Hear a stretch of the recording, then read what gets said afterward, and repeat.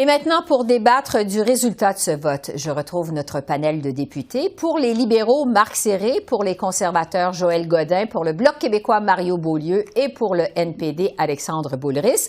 Bonsoir à vous quatre. Merci d'être avec nous. Bonsoir, Mme Bégin.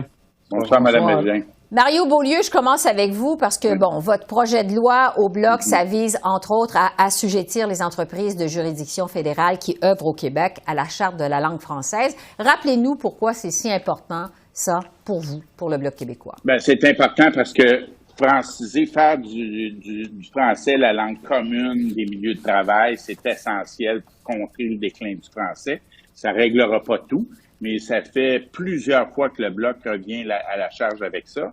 Et dans ce projet de loi, il y avait aussi l'exigence d'une connaissance suffisante du français pour avoir la citoyenneté. On sait qu'en ce moment, on exige la connaissance de l'anglais ou du français, ce qui fait qu'au Québec, des nouveaux arrivants peuvent obtenir leur citoyenneté sans connaître le français. Nous autres, on pense que c'est leur donner des outils pour participer à la société québécoise. Et malheureusement, dans le cas de la langue de travail, on va revenir à la charge dans le débat sur la loi C-13, mais dans le cas de la partie sur la citoyenneté, on ne pourra pas y revenir. Fait que là, on a vu une union conservateur-libéral sur cet enjeu-là. Oui. Alors, j'espère que ça ne préfigure pas des prochaines positions du Parti conservateur de M. Poilievre, parce que le premier geste, c'est un recul. Merci.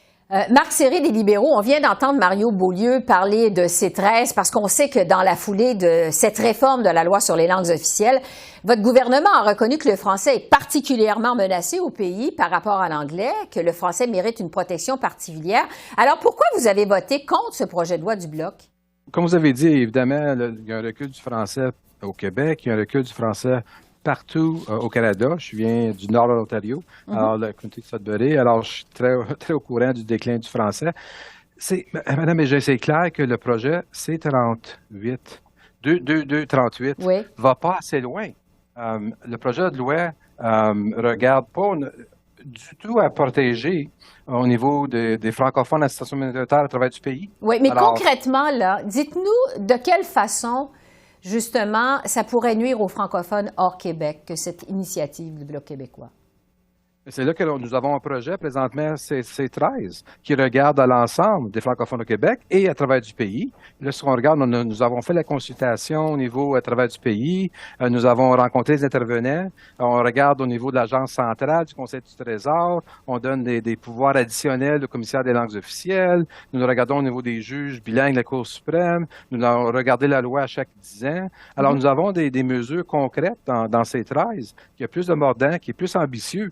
Alors, là, ce qu'on regarde au niveau, puis c'est clair, Mme Bégin, les intervenants que nous avons rencontrés au cours de l'été, au niveau des consultations du plan d'action, nous ont clairement dit qu'il y avait des bonnes choses pour au niveau de supporter les francophones à travers du pays et le Québec, mais c'est important qu'on regarde au niveau du plan d'action et le projet de loi C-13, qui ont travaillé en collaboration avec les deux. OK. Allons du côté des conservateurs, parce que Joël Godin, vous aussi, vous avez voté contre cette initiative du Bloc québécois, contrairement à ce que vous aviez fait lors du premier projet de loi du Bloc, qui était essentiellement pourtant le même. Pourquoi vous avez changé, les conservateurs, votre fusil d'épaule? En fait, Mme Bégin, il faut bien mettre dans le contexte. Je ne partage pas le commentaire de mon collègue du Bloc québécois qui dit qu'on s'est associé avec les libéraux pour faire front commun contre un projet de loi du Bloc québécois. Il faut comprendre qu'en février dernier, le Bloc québécois a déposé un projet de loi. Ce projet de loi-là, le C-238. Maintenant, le 1er mars de la même année, le gouvernement actuel a déposé un projet de loi qui s'appelle le C-13. Et là, présentement, en février, lorsque le Bloc québécois l'a déposé, probablement que c'était pertinent. Mais à ce moment-ci, ce n'est pas pertinent. Parce que si c'est pertinent, on perd notre temps parce qu'on travaille en comité présentement. Et moi, j'invite le Bloc québécois à faire le travail, à déposer les amendements pour intégrer ces demandes de ce projet de loi-là dans C-13.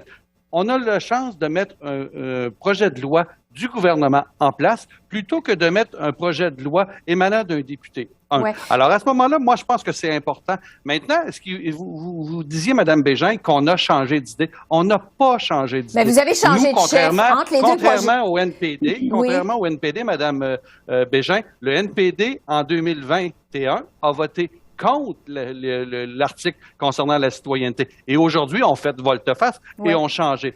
On fait de la petite politique sur le dos du Québec, sur le dos de la langue française.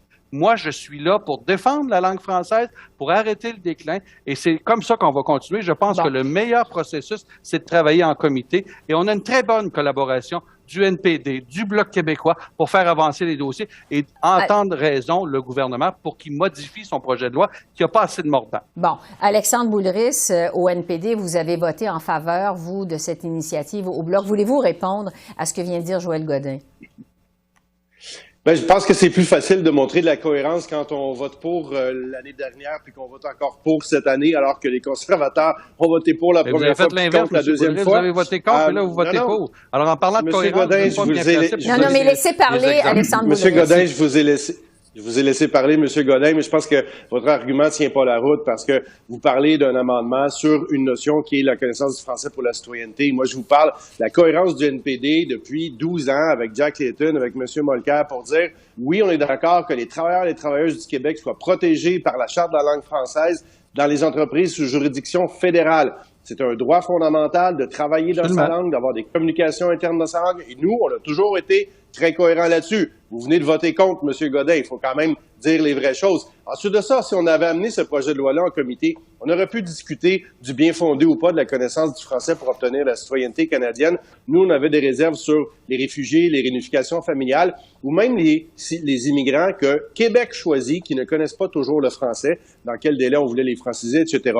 Donc là-dessus, nous autres, on était prêts à discuter et à avoir les amendements en comité. Vous avez refusé aujourd'hui, donc il faut assumer à un moment donné. Non, c'est pas vrai.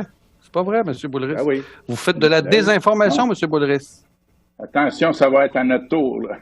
Bon, allez-y, Mario Beaulieu.